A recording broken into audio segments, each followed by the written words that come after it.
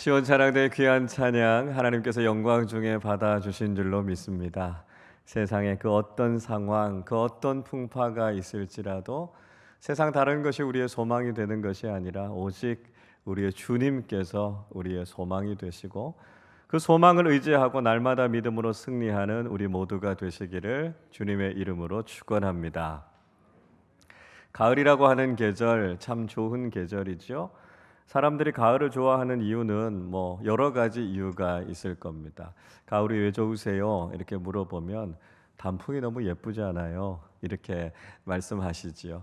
하늘도 참 청명하고 너무너무 아름다운 계절이 이 가을입니다. 올해는 단풍이 그렇게 예쁘지 않아서 좀 실망하시는 분들이 있으신 것 같아요. 그래도 어제 저희가 안수집사회 그 수련회를 하면서 불곡산 정상에 올라가 봤거든요. 근데 아름다워요. 아직 분당에 사시면서 불곡산에 안 올라가신 분들이 꽤 많으시더라고요. 그래서 사진으로 제가 한번 보여드리려고 그럽니다. 한번 사진을 보여주시죠. 예, 불곡산 정상에서 우리 교회 쪽을 이렇게 바라보고 있는 그림입니다. 예쁘죠? 우리 교회 찾으셨어요? 잘 안 보여요. 그래서 조금 더 큰 사진 한번 보여주시죠. 예, 이제 보이시죠? 아직도 안 보이세요? 그러실 것 같아서 더 확대된 사진을 보여드리겠습니다. 자, 이제 보이시죠? 예, 예쁘죠? 너무 아름답습니다. 하나님께서 우리에게 아름다운 계절을 허락해 주시고 이 아름다운 곳에 우리 아름다운 교회를 저렇게 세워주셨어요. 얼마나 예쁘고 아름다운지 모릅니다.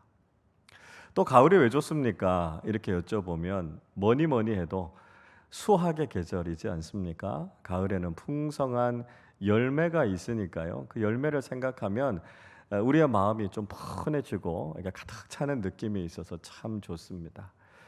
올해 비가 많이 내렸고 태풍이나 이 홍수로 인해서 수확을 많이 맺지 못하면 어떡하나 이렇게 걱정하는 일들이 많았는데요.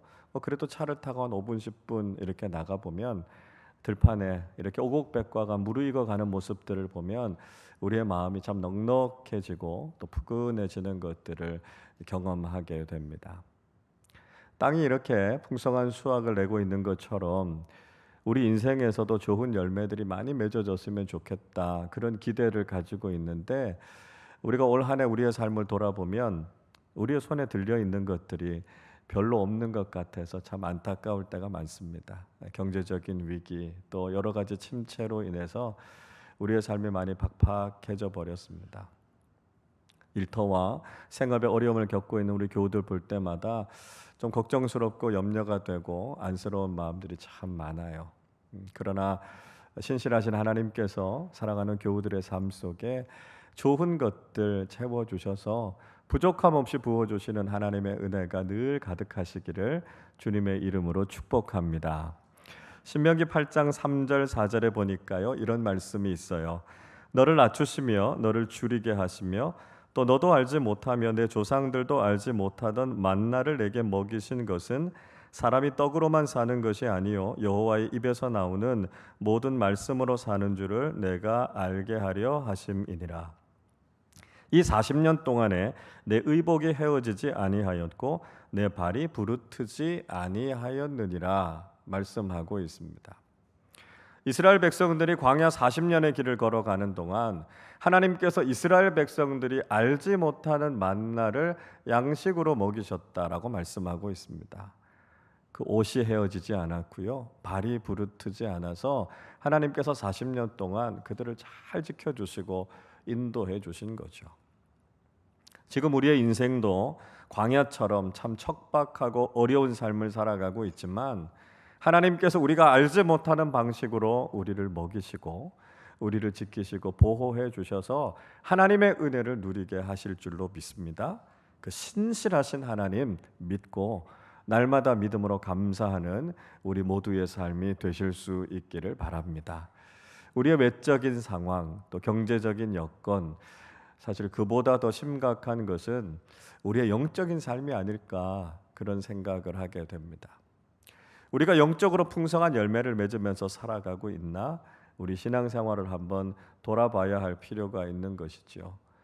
종종 우리 교우들이 그런 말씀하십니다. 목사님, 요즘 신앙생활이 영 신통치가 않아요. 하나님 앞에 예배하고 신앙생활하는 모습들이 예전 같은 열정을 잃어버려서 참 답답합니다. 그런 말씀 많이 하세요. 예전에는 교회 봉사에도 많이 참여하셨고 또 교회 행사에도 열정적으로 참여하셨는데 요즘은 사정이 여의치가 못해서 또 바빠서 질병으로 인해서 함께 하지 못해서 안타까워하시는 교우들이 많이 계십니다. 그러다 보니까 우리가 정말 맺어야 되는 그런 영적인 열매를 잘 맺지 못하고 있는 것 같아서 늘 마음 무거워하시는 우리 교우들 만나게 됩니다. 여러분, 지금만 어려운 게 아니잖아요.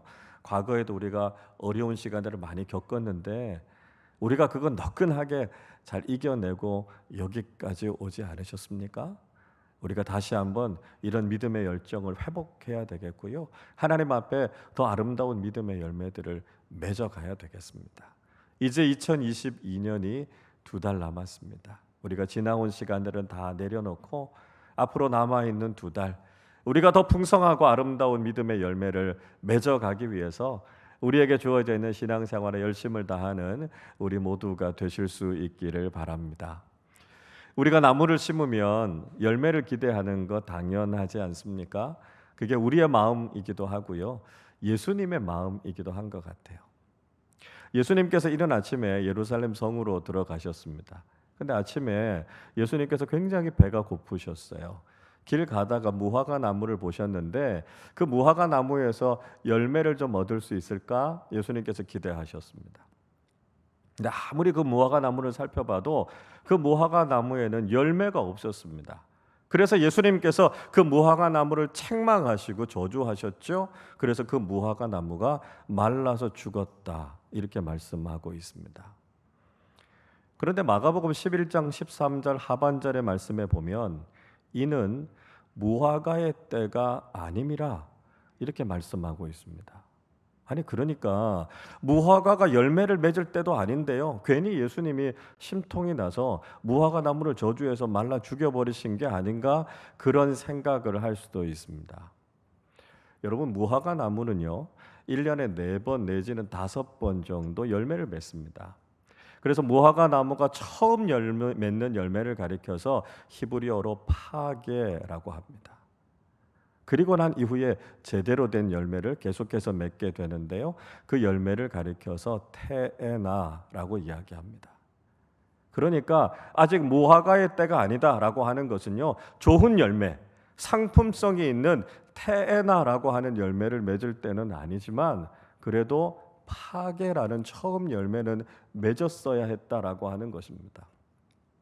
좋은 열매를 맺어서 팔 수 있을 만한 그런 열매는 아직 없지만 그래도 그 주변에 있었던 가난한 사람들, 배고픈 사람들의 먹을 것이 될 수 있었던 이 파게의 열매를 예수님께서 찾으셨는데요, 그게 없었던 거예요. 그래서 그 무화과 나무를 저주하셨다, 그렇게 말씀하고 있는 거죠. 자, 이 책망의 말씀은 당시에 유대 종교 지도자들에게 주셨던 말씀이었습니다. 적어도 그들이 신앙인이라고 하면 무슨 풍성하고 대단한 열매까지는 아니지만 그래도 신앙인들이 기본적으로 맺어야 되는 그런 열매를 맺었어야 했을 텐데요, 그런 신앙인다운 열매를 맺지 못한 유대 종교 지도자들을 향해서 예수님께서 책망하셨던 것이죠.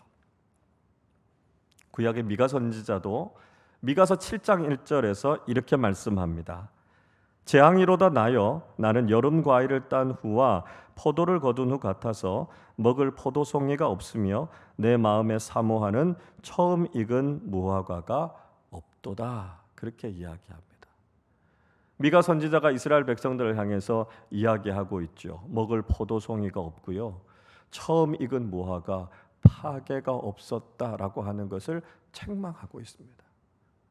영적인 부패함, 영적인 빈약함으로 인해서 신앙인다운 열매를 맺지 못하는 이스라엘 백성들을 향해서 미가 선지자가 책망하고 있는 것이죠. 여러분, 혹시 이 모습이 오늘 우리의 모습은 아닙니까? 유대 종교 지도자들이나 이스라엘 백성들처럼 우리가 신앙인이라면 그리스도인으로서 마땅히 맺어야 하는 믿음의 열매가 있을 텐데요, 우리가 그 열매를 맺지 못하고 살아가고 있는 것은 아닙니까?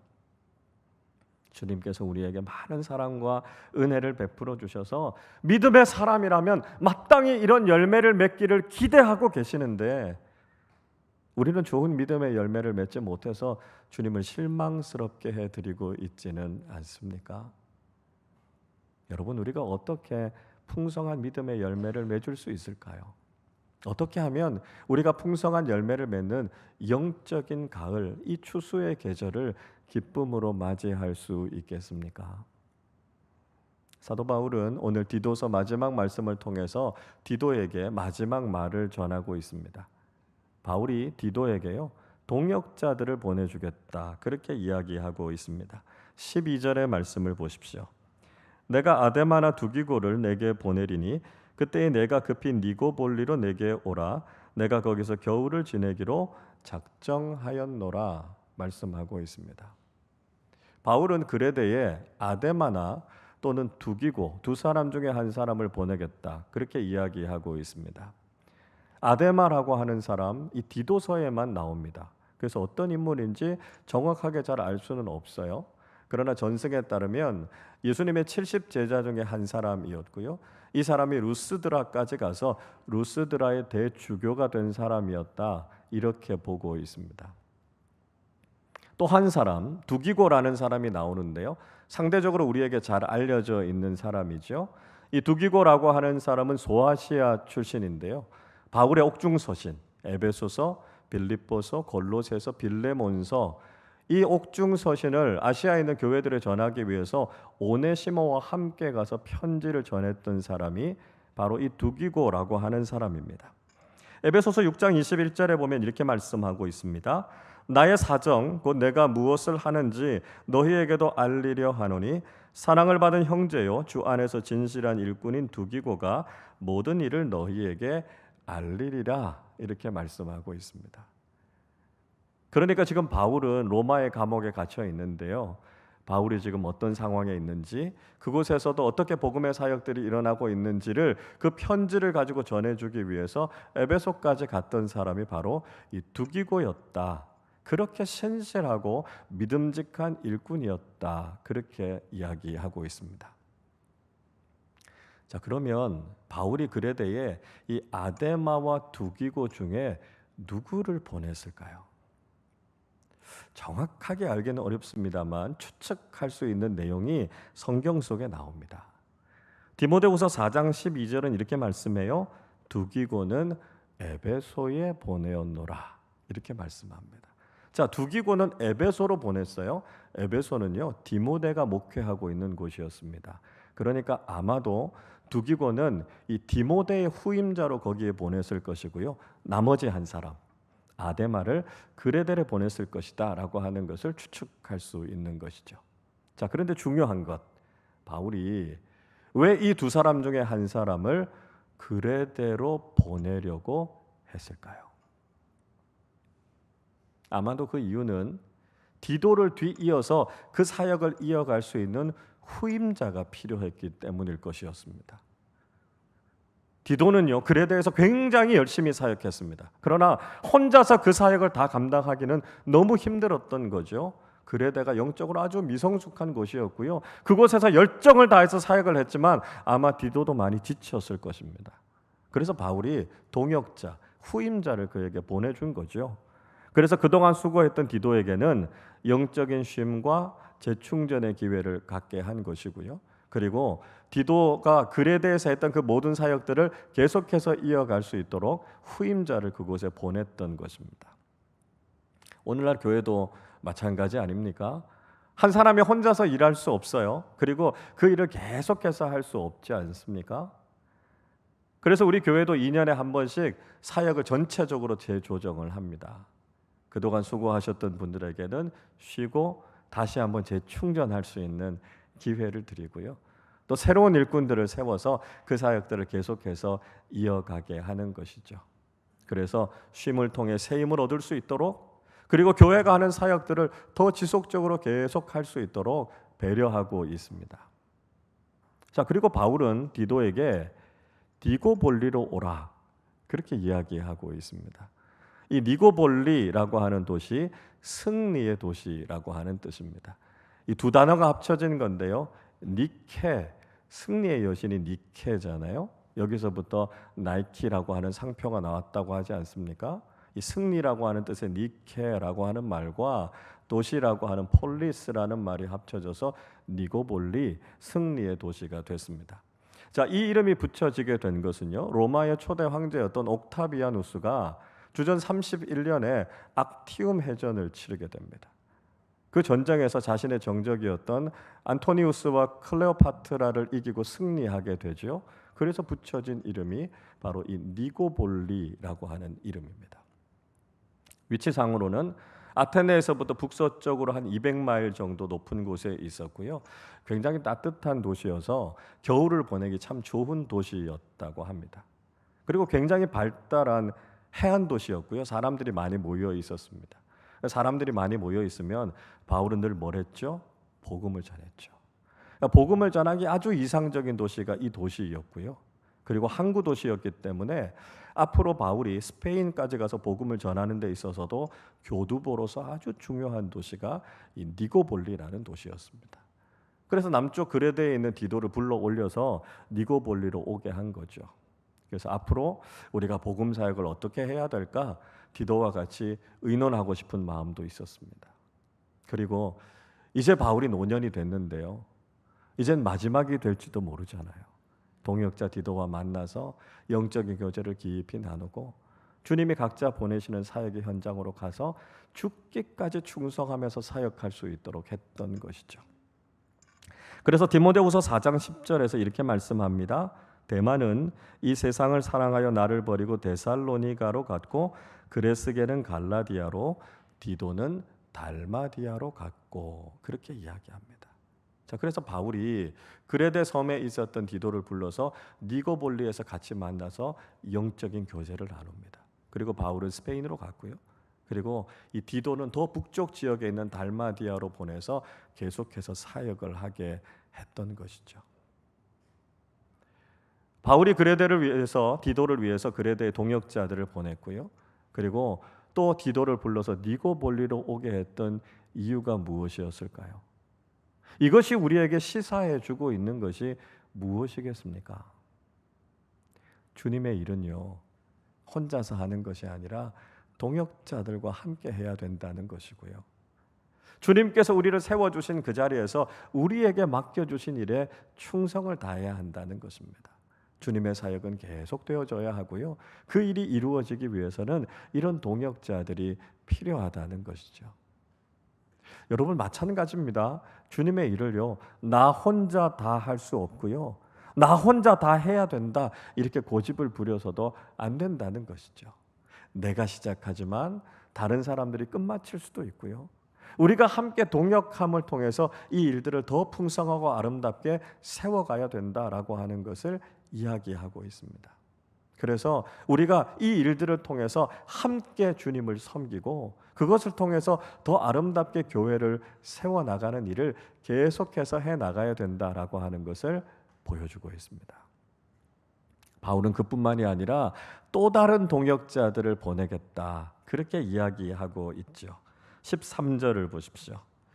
율법교사 세나와 및 아볼로를 급히 먼저 보내어 그들로 부족함이 없게 하고 이렇게 이야기합니다. 자, 율법 교사였던 세나와 아볼로를 또 보내겠다 이렇게 이야기하죠. 이 율법 교사라고 하는 말은 유대 율법에 대해서 전문가 임과 동시에 이건 세속적인 법, 로마의 법에 있어서도 전문가인 사람이었다는 것을 이야기하고 있습니다. 그러니까 세나라고 하는 사람은요, 유대 율법도 잘 알고 있었던 사람이었고 로마법도 잘 알고 있었던 변호사였을 것이다. 이렇게 학자들은 설명합니다. 자, 그리고 아볼로라고 하는 사람, 우리가 많이 들어본 이름이죠. 알렉산드리아 출신의 유대인이었습니다. 이 아볼로가 특별히 성경에 대해서 아주 능통한 사람 아니었습니까? 그런데 이 사람이 에베소에 가서 브리스길라와 아굴라 부부를 만나서 복음에 대해서 깊은 깨달음을 얻게 됩니다. 그리고 고린도 교회에 가서 아주 탁월한 성경 교사로 고린도 교회를 잘 양육했던 인물이 바로 이 아볼로라고 하는 인물입니다. 자, 이들을 그레도로 먼저 보내겠다 바울이 이야기하죠. 그리고 그들의 부족함을 채워주라 이렇게 부탁하고 있습니다. 그러니까 지금 디도에게 이들을 먼저 보내서 이들이 앞으로 사역하고 복음의 사역을 감당하는 데 있어서 필요한 것들이 있으면 채워주고요. 이 사람들을 잘 환대하고 영접해 줄 것에 대해서 부탁하고 있습니다. 자, 바울이 왜 디도에게 이런 부탁을 하고 있을까요? 오늘 본문 14절 말씀인데요. 우리 14절을 같이 읽어보겠습니다. 또 우리 사람들도 열매 없는 자가 되지 않게 하기 위하여 필요한 것을 준비하는 좋은 일에 힘쓰기를 배우게 하라. 아멘. 자, 바울이 무슨 이야기 하냐면 열매 없는 자가 되기를 원치 않는다. 그렇게 말씀하고 있습니다. 그들로 하여금 풍성한 열매를 맺기를 원한다. 그렇게 이야기하죠. 자, 그들이라고 하는 사람들은 1차적으로는 그레데 섬에 있었던 그리스도인들이었을 것입니다. 그리고 더 넓게 생각하면 바울과 함께 복음의 동역자로 있었던 많은 복음의 신실한 일꾼들을 가리키겠죠. 그래서 이들을 먼저 그레데로 보낼 때 그레데 교인들로 하여금 이들을 잘 영접해 주라는 것입니다. 그들의 필요가 무엇인지를 돌아보고요. 그리스도인으로서 선한 일들을 해서 그들이 믿음의 풍성한 열매를 맺게 하라. 그렇게 이야기하고 있습니다. 그레데에 있는 그리스도인들이요. 그리스도인다운 풍성한 열매를 맺었으면 좋겠다. 바울이 지금 그렇게 이야기하고 있는 것입니다. 그리고 세나와 이 아볼로를 포함해서 많은 복음의 일꾼들이 가서 열매를 맺을 수 있도록 서로 돌아보고 격려하고 채워주고 헌신하는 삶을 살 것을 이야기하지요. 그래서 복음의 열매가 계속해서 맺어지게 하라 이렇게 부탁하고 있는 것입니다. 여러분, 복음의 열매는요 저절로 맺어지는 게 아니라는 거예요. 복음의 열매를 맺어주기 위해서는 우리가 헌신해야 되고요. 서로를 돌아보아야 하고요. 서로를 세워주어야 하고요. 서로의 필요를 잘 채워주어야만 우리들을 통해서 복음의 열매들이 더 풍성하게 맺어져 가게 된다는 것이죠. 바울과 디도를 통해서 더 풍성한 복음의 열매들이 맺어지게 하기 위해서 아데마와 두기고를 보냈고요. 세나와 아볼로를 또 보냈고요. 그들을 서로 돌아보고 그들을 세워주고 이렇게 함께 복음의 동역자를 세워주는 일들을 통해서 비로소 열매 맺는 그리스도인들의 삶을 살게 된다는 것입니다. 구원의 열매, 사역이라는 열매, 동역자라는 열매, 공동체라고 하는 열매, 주님께서 정말 기뻐하시는 이 풍성한 믿음의 열매를 맺어가기 위해서 서로를 돌아보고 세워주고 서로의 필요를 채워주고 격려하는 이 일을 통해서 우리는 더 풍성한 믿음의 열매를 맺어갈 수 있다 말씀하고 있는 것이죠. 오늘은 505주년이 되는 종교개혁 기념주일입니다. 1517년 마틴 루터와 많은 종교개혁자들이 이 개혁의 씨앗을 심었고요. 그래서 우리가 그 열매를 누리고 있는 것이 바로 이 영적인 개혁교회의 영적인 전통이라고 할 수 있습니다. 종교개혁자들이 오직 성경, 오직 은혜, 오직 믿음, 오직 예수 그리스도, 오직 하나님께 영광, 이 5가지의 솔라를 가지고 구교회였던 카톨릭에 대해서 개혁을 선포하고 새로운 신앙의 기치를 내걸었던 운동이 바로 종교개혁 운동 아닙니까? 그래서 그 종교개혁 운동의 결과로 인해서 우리 개혁교회, 개신교회가 생기게 된 것이고요. 우리가 바로 그 영적인 전통 위에 서 있다는 것이죠. 우리가 바로 이런 아름다운 신앙의 유산을 가지고 있다는 것을 기억하고 우리가 그 개혁의 정신 위에 우리의 교회를 아름답게 세워가는 일들을 해야 된다는 것이죠. 여러분, 중요한 게 있습니다. 우리가 그 열매를 누리는 것에만 끝나는 것이 아니고요.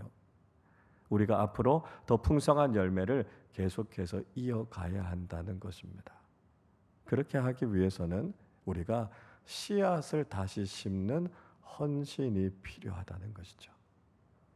근데 재미있는 것은요, 열매에는 다 씨앗이 포함되어 있습니다. 열매 안에는 다 씨가 들어있지 않습니까?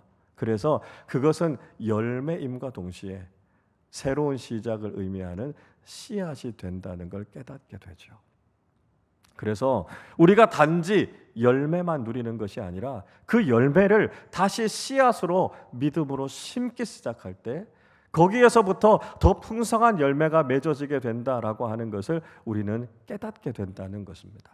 한 사람이 열매가 됨과 동시에 또한 믿음의 씨앗을 심는 헌신을 하게 될 때 우리의 삶을 통해서 계속해서 풍성한 영적인 열매들이 맺어지게 되는 것이죠. 바울이 믿음의 씨앗을 심어서 디모데와 디도라고 하는 아름다운 영적인 열매를 얻었고요. 그 열매를 다시 씨앗으로 심어서 수없이 많은 복음 전도자들이 세워지게 되지 않았습니까? 종교 개혁자들이 영적인 개혁의 씨앗을 심었고요. 그를 통해서 많은 개혁 교회들이 세워졌고 오늘날 이 땅의 많은 교회들이 다시 한번 영적인 헌신을 통해 개혁의 씨앗을 심어가면서 우리의 신앙과 예수 그리스도의 복음이 땅 끝까지 퍼져가고 있지 않습니까? 우리가 열매를 누리는 것에서 끝나는 것이 아니라 또한 지금 우리의 삶의 자리에서 믿음의 씨앗을 심어내는 헌신을 통해서 비로소 열매는 더 풍성해지고 그 열매는 계속해서 이어지게 된다는 것입니다. 여러분, 이 가을 하나님께서 우리에게 주신 영적인 열매에 감사하는 사람들이 되실 수 있기를 바랍니다.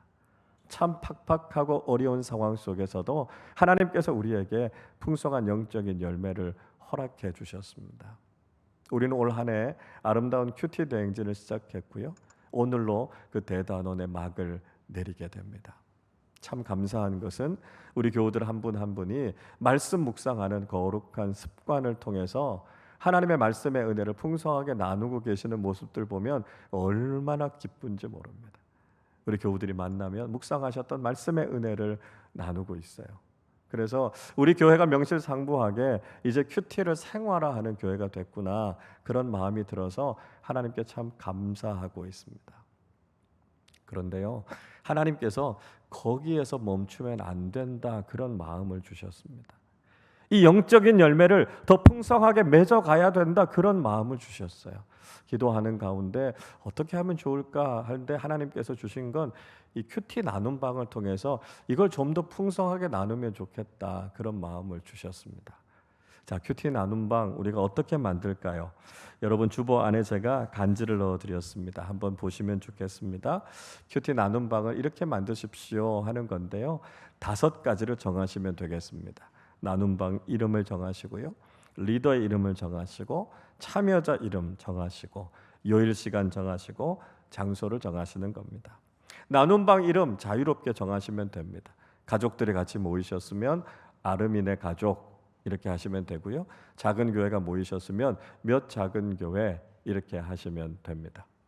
자, 그리고 리더 이름 정하시고요, 참여자들 거기다가 적으시면 됩니다. 리더 포함해서 2사람 이상만 되면 나눔방 만드실 수 있습니다. 가급적이면 9명, 10명 이상은 좀 넘어가지 않으면 좋겠다, 그런 마음이 들어요. 왜냐하면 너무 많으면 나누기가 어렵거든요. 그래서 한 4명에서 6명 정도 되면 가장 좋겠다, 그런 마음이 듭니다. 그래서 혹시 좀 많으시면 또 다른 리더를 세우시고요, 나눔방을 더 많이 만드시면 됩니다.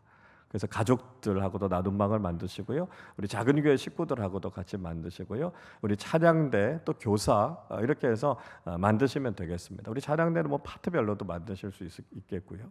그래서 좀 더 많아지면 더 많이 나누시면 됩니다. 그리고 우리 안수집사회, 권사회, 또 앞으로 세워지는 남녀 선교회, 자치단체들도 만드시고, 인원이 많으면 더 다양하게 방을 만드시면 좋겠다 싶은 마음이 듭니다. 또 뭐 꼭 그렇게 하시지 않더라도 나하고 마음이 맞는 분들하고 이렇게 나눔 방을 만드시면 되겠습니다. 자, 그리고 요일과 시간을 정하시는 거예요. 권해드리는 건 일주일에 한 번 정도는 모이시면 좋겠다, 그런 말씀을 드립니다. 뭐 온라인에서 매일 하셔도 괜찮겠습니다. 그리고 장소는요, 온라인, 오프라인 다 괜찮으신데요, 가급적이면 오프라인에서 같이 모이시면 좋겠다, 그런 말씀 드립니다. 가정에서 또 교회에서 또 뭐 카페나 다른 장소에서 이렇게 모임을 가지시면서 말씀 나누는 일들 열심히 하십시오. 우리는 물리적으로 만나서 하기 어려워요. 그럼 온라인으로 하셔도 괜찮습니다.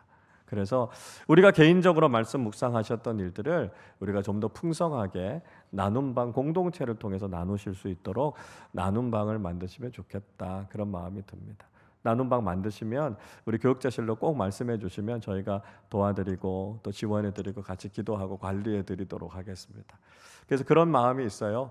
우리 교회가 한 100여 개 이상 풍성하게 좀 이 큐티 나눔방들을 만들어서 말씀 나누는 일들이 그냥 우리의 일상이 되면 좋겠다. 그래서 개인에게 주셨던 이 말씀 묵상의 열매가 우리 공동체 큐티 나눔방을 통해서 더 풍성하게 맺어질 수 있는 그런 영적인 비전을 가지고 우리가 말씀 나눔에 더 힘을 내면 좋겠다 하는 마음이 듭니다. 여러분, 가을이 깊어가고 있습니다. 영적인 가을, 우리가 기대하는 건 열매입니다. 그 어떤 열매보다 하나님께서 정말 기뻐하시는 믿음의 열매를 맺어가는 거죠. 우리가 그 열매를 누리는 것에서 끝나는 것이 아니라 그걸 다시 씨앗으로 심어서 더 풍성한 열매를 기대하는 것, 이것이 우리에게 주시는 하나님의 풍성한 복입니다. 올 한 해 우리가 큐티를 통해서 말씀 묵상의 풍성한 열매를 누리게 됐는데 거기에서 끝나지 않고 우리가 다시 씨앗을 심어서 더 풍성한 말씀의 은혜가 우리의 삶에 넘쳐나실 수 있기를 바랍니다. 바울과 디도가 믿음의 열매를 다시 씨앗으로 심어서 수없이 많은 복음 전도자들을 양산했던 것처럼 종교 개혁자들이 믿음의 씨앗을 심어서 영적인 개혁의 전통을 가진 우리 개혁 교회가 계속해서 이어지게 했던 것처럼 우리의 삶 속에서도 우리에게 주신 풍성한 열매를 믿음의 씨앗으로 다시 심어서 더 풍성한 영적인 열매를 맺어가는 복된 그리스도인들, 믿음의 공동체가 되실 수 있기를 주님의 이름으로 축원합니다.